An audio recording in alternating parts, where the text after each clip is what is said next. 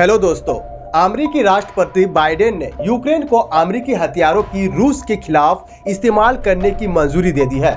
इसके बाद पुतिन ने नई परमाणु नीति को मंजूरी दी है। अब रूस चाहे तो परमाणु हथियारों का इस्तेमाल कर सकता है। इससे जंग में अब परमाणु हथियारों के इस्तेमाल का खतरा बढ़ गया है। ऐसे में जानते हैं कि अगर परमाणु हमला हुआ तो क्या होगा। दुनिया पर एक बार फिर परमाणु हमले का खतरा मंडराने लगा है। रूस के राष्ट्रपति व्लादिमीर पुतिन ने मंगलवार को परमाणु हथियारों के इस्तेमाल से जुड़ी नई नीति को मंजूरी दे दी है।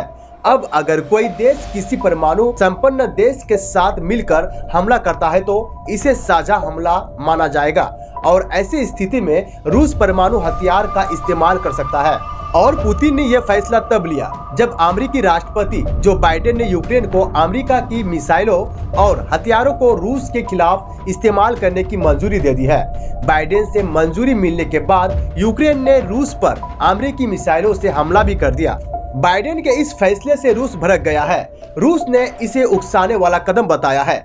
रूस ने कहा कि अगर पश्चिमी हथियार रूस के अंदर तक दागे गए तो यूक्रेन को नहीं बल्कि उन देशों को निशाना बनाया जाएगा जिन्होंने इसकी इजाजत दी है।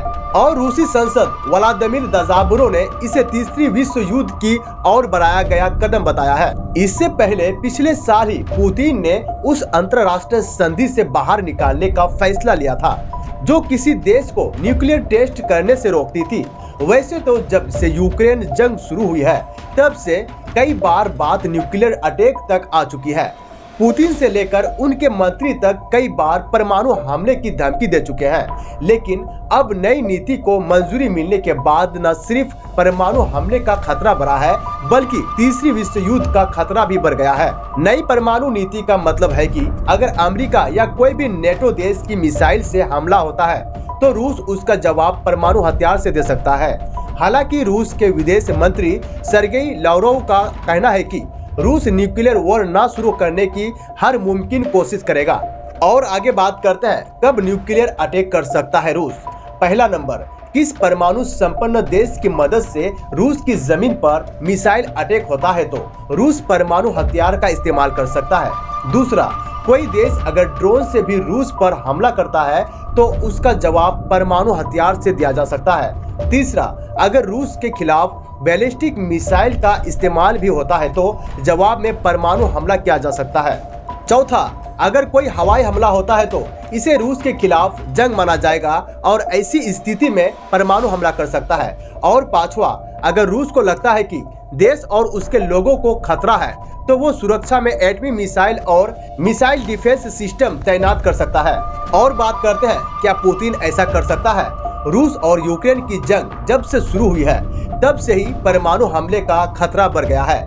22 फरवरी 2022 को जब पुतिन ने जंग का ऐलान किया था तब उन्होंने कहा था अगर इस लड़ाई में कोई भी बाहरी आता है तो उसका वो अंजाम होगा जो कभी इतिहास में भी नहीं देखा होगा। इसे परमाणु हमले की धमकी से जुड़कर देखा गया था। इतना ही नहीं, पुतिन ने एक बार चेताते हुए कहा था कि रूस अपनी रक्षा के लिए परमाणु हथियारों का इस्तेमाल करने से भी नहीं चूकेगा।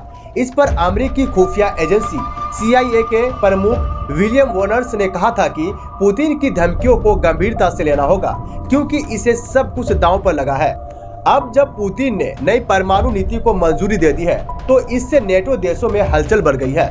नॉर्वे ने अपने नागरिकों को युद्ध के लिए तैयार रहने को कहा है। स्वीडन ने भी अपने नागरिकों के लिए युद्ध की स्थिति से निपटने के लिए गाइडलाइन से जुड़ी एक बुकलेट जारी की है। साथ ही परमाणु युद्ध के दौरान निकलने वाली रेडिएशन से बचने के लिए आयोडीन की गोलियां रखने की सलाह भी दी है। और फिनलैंड ने भी युद्ध की स्थिति में बिजली कटौती से बचने के लिए पावर बैकअप रखने को कहा है।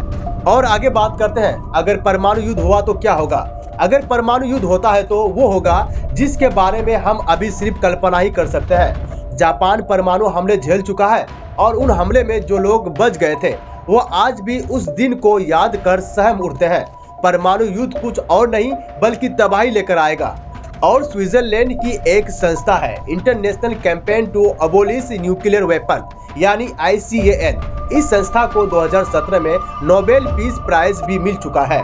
ICAN का मुताबिक एक परमाणु बम झटके में लाखों लोगों की जान ले लेगा वही अगर 10 या सैकड़ों बम गिर गए तो न सिर्फ लाखों करोड़ों मौत होगी बल्कि धरती का पूरा क्लाइमेट सिस्टम ही बिगड़ जाएगा।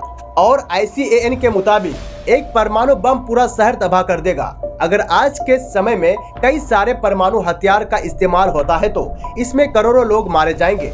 वही अगर अमेरिका और रूस के बीच बड़ा परमाणु युद्ध बिछड़ गया तो मरने वाले की संख्या 10 करोड़ का आंकड़ा पार कर जाएगी। और बात करते हैं मुंबई, जहां हर 1 किलोमीटर दायरे में 1 लाख से ज्यादा लोग रहते हैं। अगर वहां हिरोशिमा जैसा परमाणु बम गिर जाता है तो एक हफ्ते में 8.70 लाख से ज्यादा मौत हो जाएगी।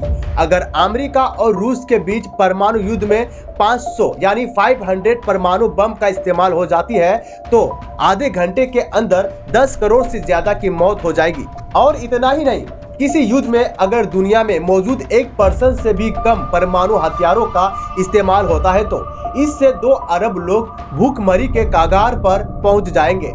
साथ ही पूरा हेल्थ सिस्टम भी तबाह हो जाएगा, जिससे घायलों को इलाज भी नहीं मिल पाएगा और पूरा धरती का सिस्टम बिगड़ जाएगा। जो परमाणु बम हिरोशिमा में गिरा था, अगर उसी साइज के 100 यानी 100 बम गिर जाते हैं तो धरती का पूरा सिस्टम ही बिगड़ जाएगा। ऐसा हमला होने पर क्लाइमेट सिस्टम बुरी तरह प्रभावित होगा और खेती पर भी असर होगा, क्योंकि अभी दुनिया ग्लोबल वार्मिंग से जूझ रही है। लेकिन परमाणु युद्ध होने पर धरती का तापमान तेजी से कम होने लगेगा। वो इसलिए क्योंकि इन हमलों से इतना धुआं निकलेगा जो धरती की सतह पर जम जाएगा। अनुमान है कि ऐसा होने पर कम से कम 10% जगहों पर सूरज की रोशनी नहीं पहुंचेगी। वही अगर दुनिया के सारे परमाणु हथियार का इस्तेमाल होता है तो इससे 150 मिलियन टन धुआं धरती के स्ट्रेटोस्फीयर में जम जाएगा। और स्ट्रेटोस्फीयर धरती की बाहरी सतह है जो ओजोन लेयर से ऊपर होती है। इतना ही नहीं, दुनिया भर के ज्यादातर इलाकों में बारिश भी नहीं होगी। ग्लोबल रेनफॉल्स में 45% की कमी आ जाएगी और इससे धरती की सतह का औसत तापमान 7 से 8 डिग्री सेल्सियस पहुंच जाएगी। इसकी तुलना करें तो 18,000 साल पहले जब हिमयुग यानी आइस एज था तब तापमान 5 डिग्री सेल्सियस था, यानी दुनिया 18,000 साल पीछे चली जाएगी। क्योंकि दूसरे विश्व युद्ध के दौरान जापान घुटने टेकने को तैयार नहीं था, तब जाकर अमेरिका ने उसके 2 शहरों हिरोशिमा और नागासाकी पर परमाणु बम गिराया था। 6 अगस्त 1945 को हिरोशिमा में और 9 अगस्त 1945 को नागासाकी पर बम गिराया था। हिरोशिमा पर गिरे बम से 1945 के आखिर तक ही 1.40 लाख लोगों की मौत हो गई थी और नागासाकी पर जो बम गिरा था उसकी रेडिएशन पहाड़ों की वजह से 6.7 किलोमीटर तक ही फैली थी। इससे भी 1945 के आखिर तक 74,000 लोग मारे गए थे। हमले के बाद जमीन की सतह का तापमान 4,000 डिग्री सेल्सियस पहुंच गया था और जब परमाणु बम गिरा था तो उसे तबाही मचाने में सिर्फ 10 सेकंड लगा था, लेकिन उसका असर दशकों तक रहता है। बम गिरने के सालों बाद भी लोगों को ल्यूकेमिया, कैंसर और फेफड़ों से जुड़ी खतरनाक बीमारियों से जूझ रहे थे। इतना ही नहीं, सैकड़ों हजारों की आंखों की रोशनी चली गई थी। और बात करते हैं कि दुनिया में कितने परमाणु हथियार हैं। ICAN के मुताबिक दुनिया भर के 9 देशों के पास लगभग 12,000 से ज्यादा परमाणु हथियार है। इनमें से रूस, अमेरिका, चीन, France, UK, Pakistan, Bharat, Israel और उत्तर कोरिया में है। रूस के पास सबसे ज्यादा 5,889 यानी 5,889 परमाणु हथियार है। दूसरे नंबर पर अमेरिका है जिसके पास 5,224 यानी 5,224 हथियार है। अमेरिका ने अपने परमाणु हथियार इटली, तुर्की, बेल्जियम, जर्मनी और नीदरलैंड्स में भी तैनात कर रखे हैं। और इनके अलावा चीन के पास 410 परमाणु हथियार है, फ्रांस के पास 290, UK के पास 225, पाकिस्तान के पास 170, भारत के पास 164, इजराइल के पास 90 और उत्तर कोरिया के पास 30 हथियार है। हालांकि इजराइल चाहे तो अभी 200 परमाणु हथियार और बना सकता है। वीडियो इंफॉर्मेटिव लगने पर सब्सक्राइब और शेयर जरूर करें।